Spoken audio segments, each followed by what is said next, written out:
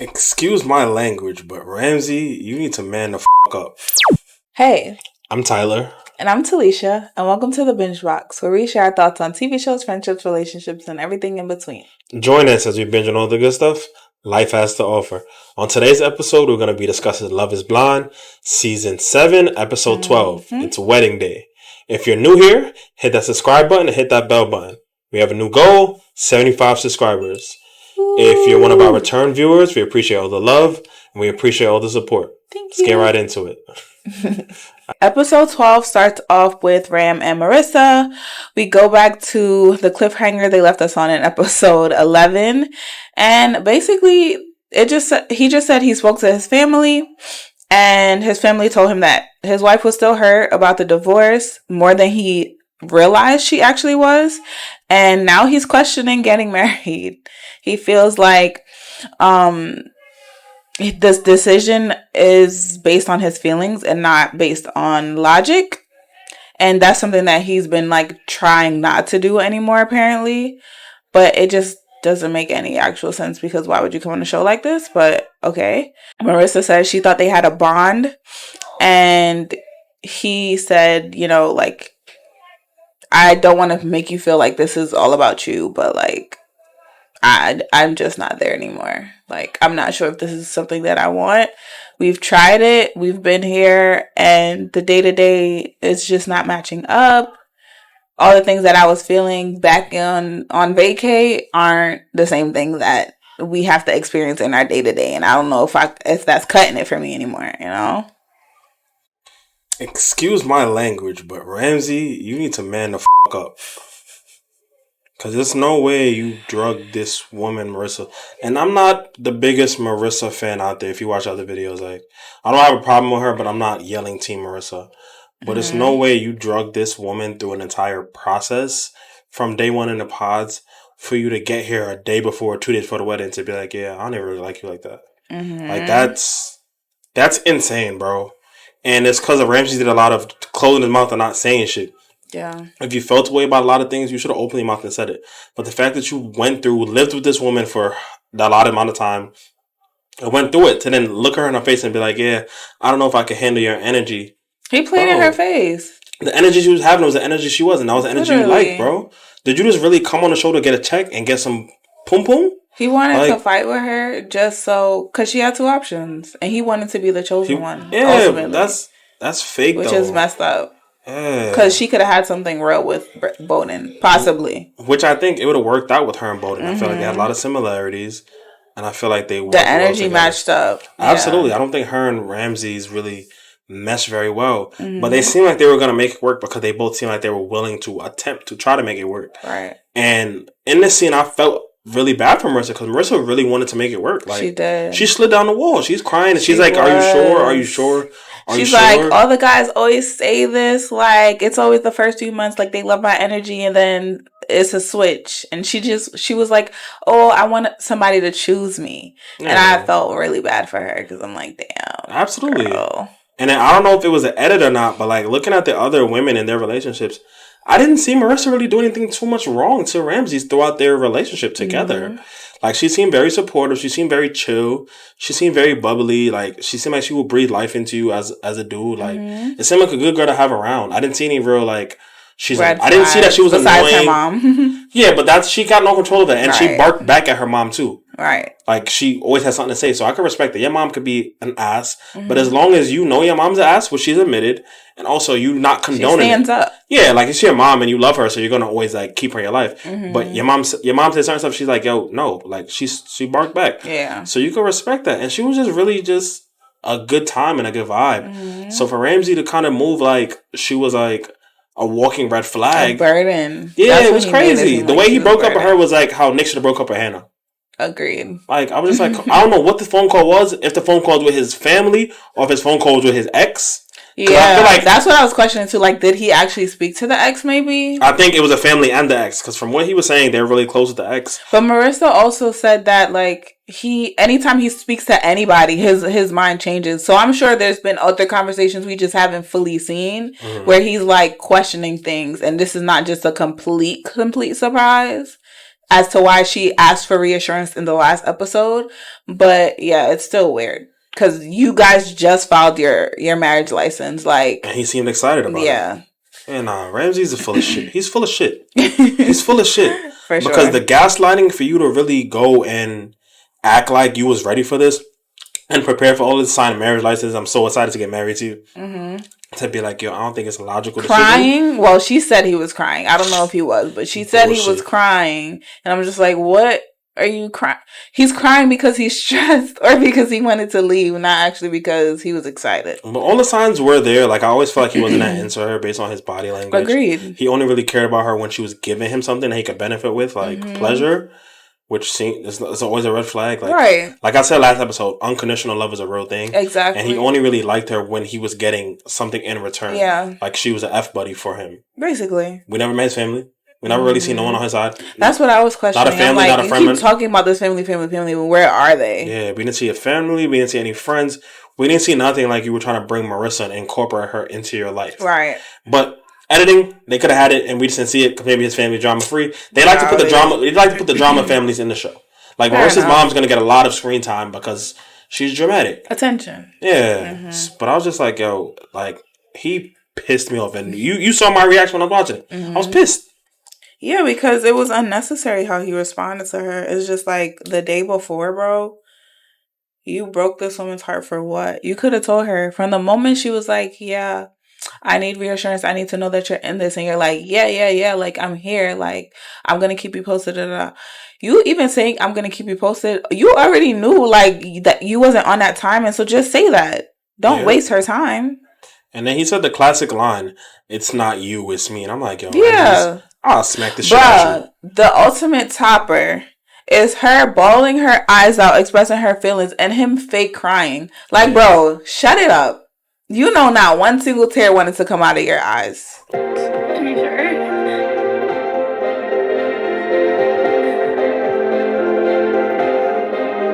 This already fucking hurts me so much. It came unsure so fast.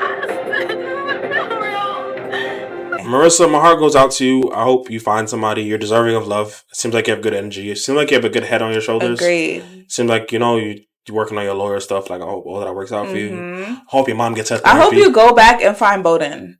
Because I know, like, she kind of friend-zoned him a little bit and was I feel like it was because of Ramsey's. Because she seems like the type of person when she's with somebody. She's with them. Yeah. Which is a good thing. No, I can respect it. But I also feel like there's other people who sometimes they're just like, oh, I just see you as a friend. But it's like you can also have a really good relationship with somebody that you see as a friend because you know that you already have that bond. You're not connecting with Ramsey. Y'all have no similarities. It makes no sense to try to force something out of love that wasn't even there because we didn't see it. But hey. Ironically, you and Ramsey are probably better as friends, and you and Bowden are probably better as partners. As partners, exactly. So hopefully y'all get that a shot and just at least try it. Mm-hmm. That's what we're hoping for. All right. So the next scene cuts to the Bachelor and Bachelorette party. It was pretty lackluster this season, honestly. I'm assuming because there's only 2 it's a lack of people parties. Yeah.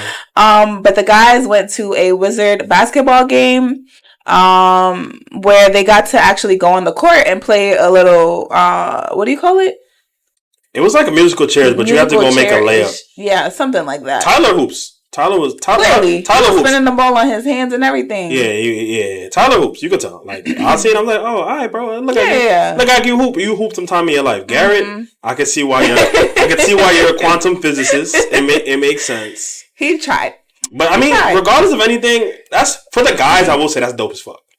I mean, it's cool, but for a bachelor party, is that really something that you would want to do? Go on an NBA court?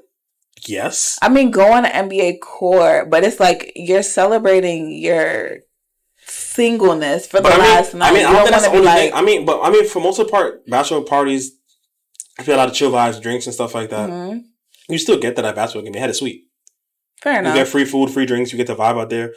At halftime, go on the court, make a couple layups. Yo, I wish I could go lay the bola. The thing that was confusing to me was that the PA announcer in the arena was like, from Love is Blind, Garrett and Tyler. And I'm just like, if I was at that game, I'd be like, yo, I watch Love is Blind. I've watched every season. I don't know what these people are. And at that point, I would have realized this is next season. And I'd be like, I know something y'all don't know. Right.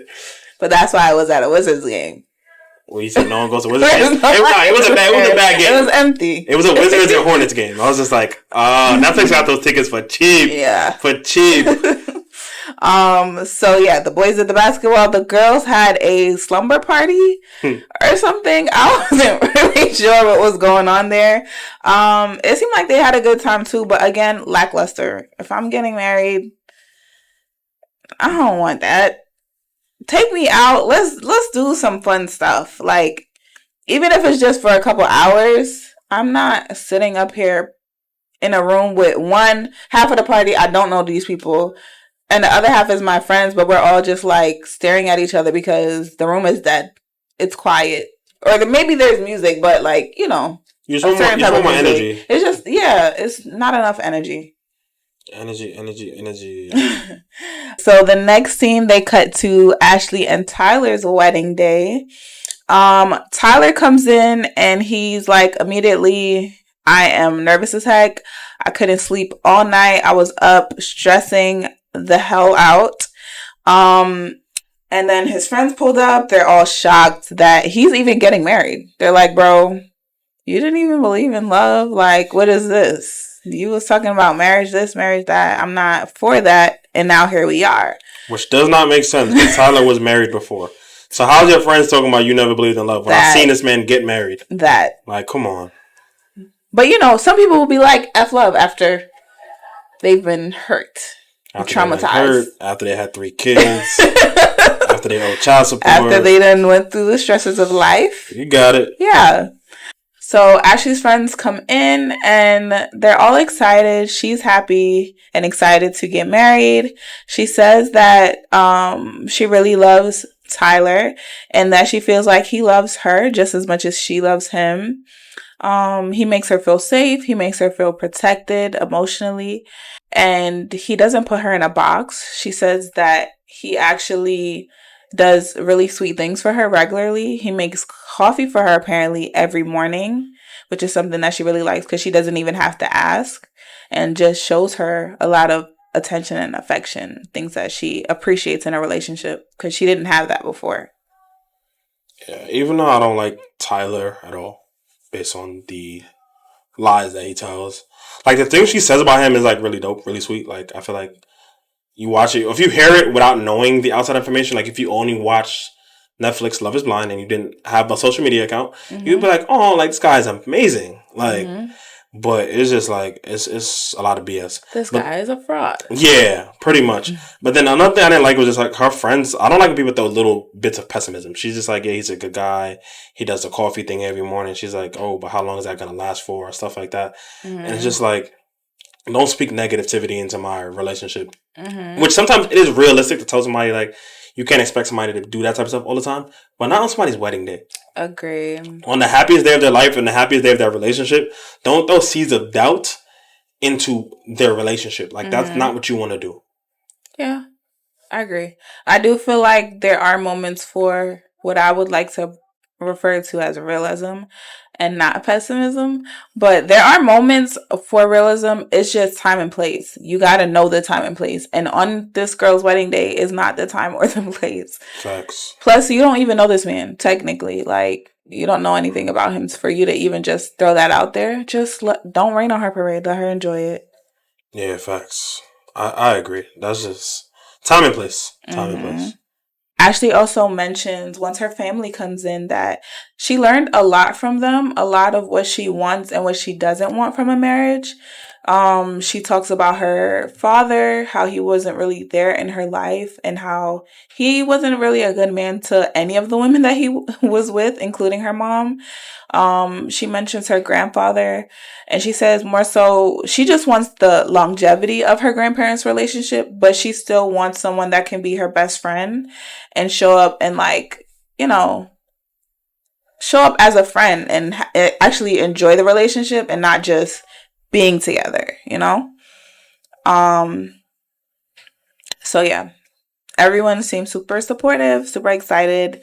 And then they cut to Tyler and he is crying like for always. The millionth time. Tired of this guy.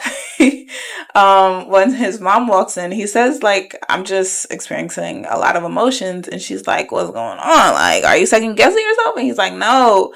But in that moment, I'm like, this man might say no. He thinking about them 3 kids. They got all the ominous music in the background. I don't know what's going on. Yeah, Netflix started playing some villain music. I was like, Tyler's villain arc is starting right now. Oh, dude. He gonna get down the aisle. You gonna see 3 kids walk out of the corner. I thought it was gonna go down. Yeah. But his mom basically just calmed him down, reassured him, let him know, like, it's gonna be fine, whatever you decide to do.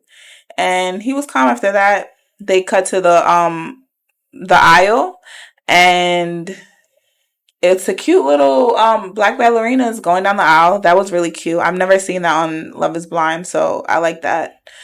And then Ashley starts to walk out with her dad. He gives her words of affirmation, of course, let her know how proud he is of her.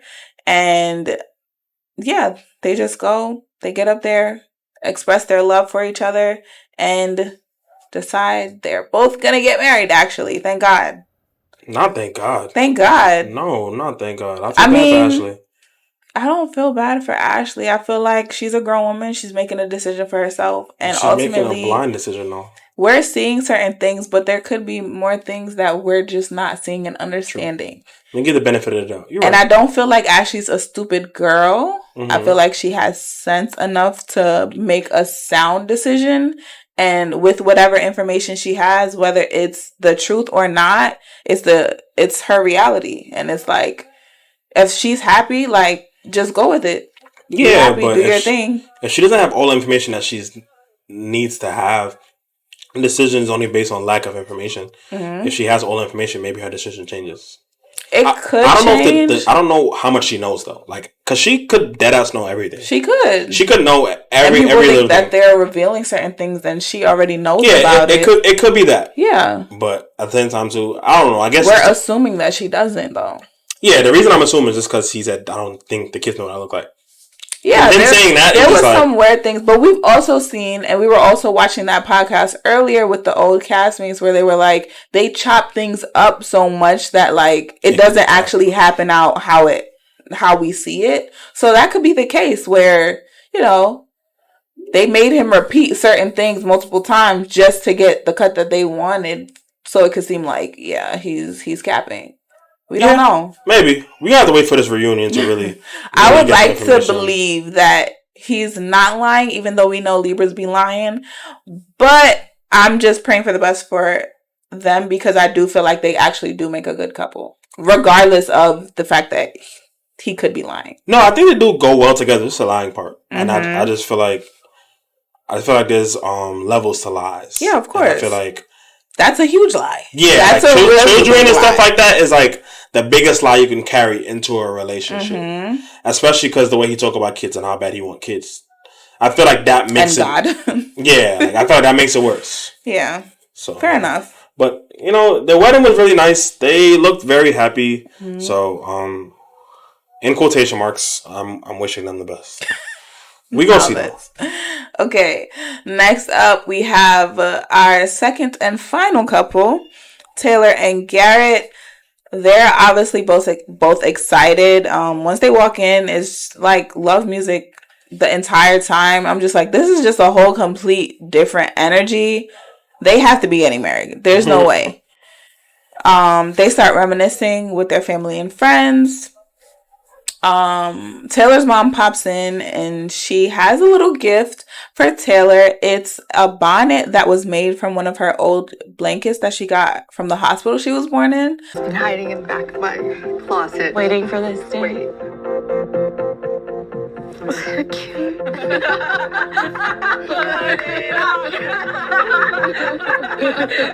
I thought that was really sweet. I've never seen that before, so that was really sweet to me.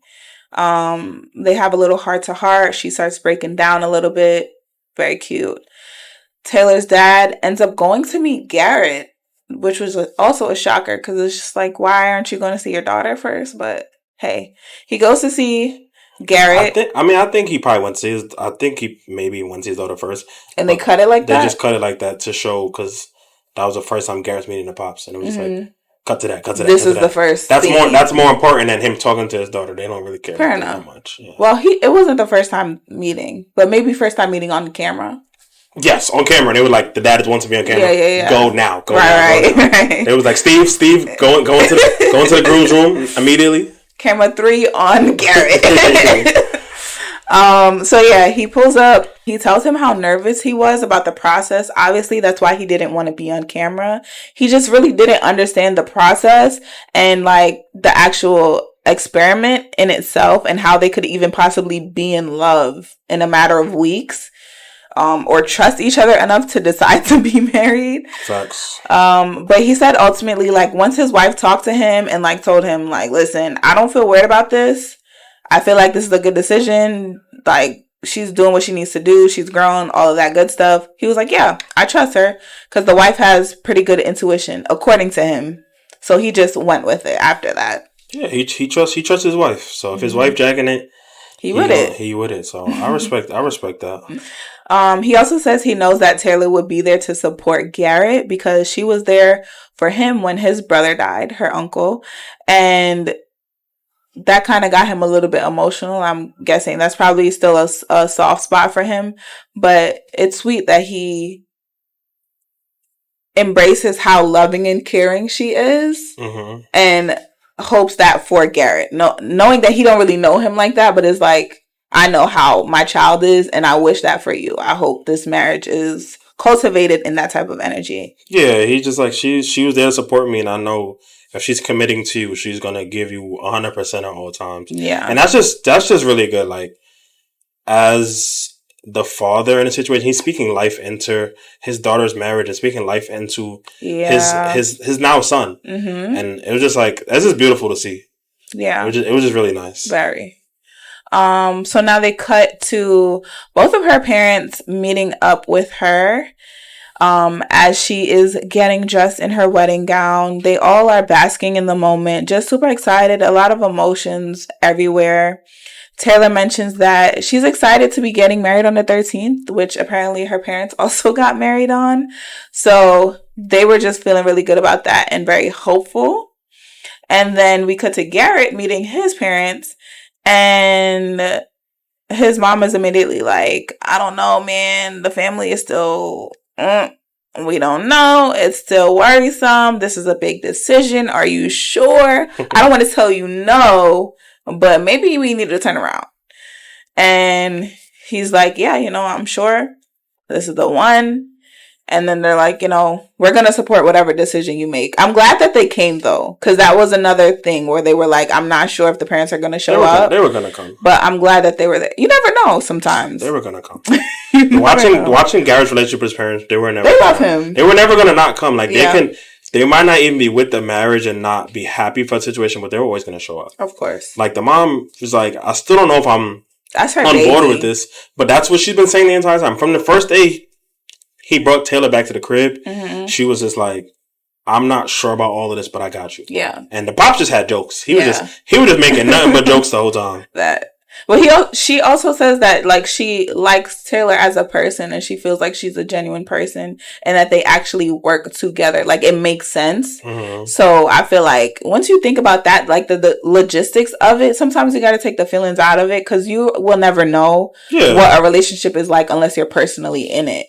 But if it logistically makes sense, I feel like sometimes you just got to go with that and be like, yeah, I get it. Like, I see why y'all are together. Yeah, I think the mom sees it. I think it's just, like I said before, it's just the old-fashionedness of, like, you about to marry... This is not how things work. You about to marry somebody you met a couple weeks ago was crazy. And then you're about to go across the country with somebody you met a couple weeks ago and readjust your entire life. Which, to the average person, sounds crazy. I know if I walk into my house right now and tell my parents I'm moving across the country with a girl that I met a month ago and we're getting married. Yep. My parents are going to be like... Are you insane? They're going to think I'm joking. And then they're going to make sure, like, I didn't, like, do drugs. Like, so, it makes sense. You lost your sense. So, yeah. Garrett's mom also mentions, apparently, they got married on the 13th, too. I don't know what's so lucky about that day. But clearly, it's something in the water. So, yeah, they all start getting emotional. Everybody's happy. They walk down the aisle and start reciting their vows. Gary said he's happy to find a partnership with each other. Like, they both are actual genuine partners and like a team. Not just one, but together. Taylor says that she can't wait for their future, creating a family together, and she's happy that she caught a big fish. Shout out to you, sister girl. Let that have been at my wedding. I'd have been like, you calling me a big fish? Don't call me no fish. Talk about he's a big, not even a fish, a big fish. I'd have been like, what did she say? Relax. Calm down. But yeah, they're all happy. They both decide to say yes, and we celebrate. Everybody turns up, and that's the end of it. Yeah. Now we gotta wait for the reunion. I'm waiting to see if both couples still together. Hopefully not for Ashley and Tyler. We gonna see. We're not praying on their downfall. I'm not praying on their downfall. But the thing is, if they are still together, this is probably really rough for them. This time period, yeah. Because it's been a year already, and now more things keep coming out. If she didn't, if she did know, it's still a lot because it's just like one, they're bashing your husband. Mm-hmm. People are going to be calling her stupid. Mm-hmm. This is a lot. It is. You got to be a tough cookie to deal with a situation. You got to be a tough cookie to go on TV because people always want to have their opinions. Yeah, so for a fact. That's tough. But overall, how did you feel about the season? I feel like this season was, it could have been better, but it wasn't horrible. Better, how so? I feel like better in the sense of like us actually seeing the relationships and the couples and like seeing more so the reason that they connected. I feel like we always say like, okay, they chose this person, but why did they choose this person? We needed a little bit more detail, a little bit more like understanding of the background of it. And I feel like they kind of miss with that every season. Like, you're connecting on like freaking trauma, Tim and Alex. You need to see more of we need to see more of why y'all actually liked each other and why you would even choose to decide to get married, even though they didn't, obviously. But, you know, just getting the connections, I need more. Yeah, I feel like the season was good from a drama standpoint. Like, I feel like they had decent stuff, but also at the same time, too, they did this a lot this season. It was a lot of drama. But they dropped us into the middle of a lot of arguments. Yeah. I don't know why Tim and Alex argued. I want to know why she grabbed his mouth. Mm-hmm. I kind of want to know when she fell asleep and that whole situation. But some of that stuff happens when the cameras are off, so it's just like... I know, but it just seemed like they dropped us in the middle of stuff. Even when Ramses and Marissa got into the argument, we just kind of just pop in and they're like halfway through the argument. I'm like, yo, I need some context. I don't know why y'all are beefing. Yeah. So like, I wish they did more of that. Even with Monica and Steven. Yeah, like I just need up with the receipts. Yeah, I just need more. We didn't know what happened, but yeah, I just need more. Yeah. Hopefully, Steven comes to the reunion. We need to hear because no one annoying ass Vanessa Lachey, she will ask him like, so, do you have your phone with you right now? Do you have your freaky ass messages? But I feel like they're gonna ask that, but not actually ask it to like see what's going on or see like the actual receipts. It's just like play. They're gonna be like, Steven, do you have an OnlyFans account? They don't be serious enough for me in that reunion. They don't give me enough tea. Well, you want some more tea? Tune into the Binge Box with TNT. Period. So that is all for today's video, guys. Thank you so much for watching. Don't forget to like, comment, share, and subscribe. And what else they gotta do? In the comments below, drop your thoughts on all the weddings and let me know if you think which couples are going to last the test of time or break up before this reunion. Don't forget to follow us on Instagram, follow us on TikTok, follow us on X at the Binge Box Pod, and we'll catch you in the next one. Happy binging. Happy binging.